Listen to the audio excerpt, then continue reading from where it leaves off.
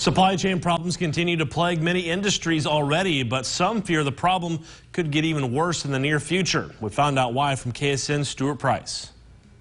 You may not guess it by the number of trucks that roll through the 4 states each day, but a spokesman for the American Trucking Associations says the industry is 80,000 drivers short right now, an all-time high.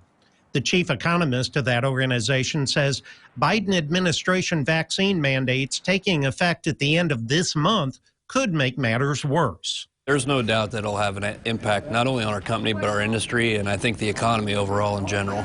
Greg Orr is the president of CFI, one of the biggest trucking companies in the Joplin area. There's no doubt there we'll see even more supply chain problems as we go forward. If they push the mandate and just knowing the challenges that we're seeing today, it's definitely going to see a lot more pent-up demand than we've even had in the past 3 months.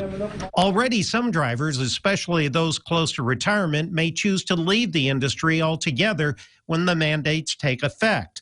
In order to keep drivers they already employ and attract new ones, Orr says trucking companies will have no choice but to increase pay as well as other financial incentives. In the long run, he says that added expense will eventually be passed to consumers. It's slowing it down literally from start to finish.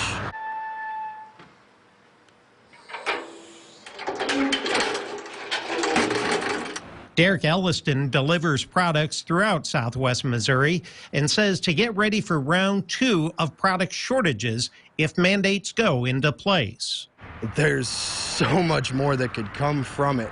It's honestly unreal, the possibilities that this could bring, you know, as far as slowdowns and just general shortages from everything. In Joplin, Stuart Price, KSN, Local News.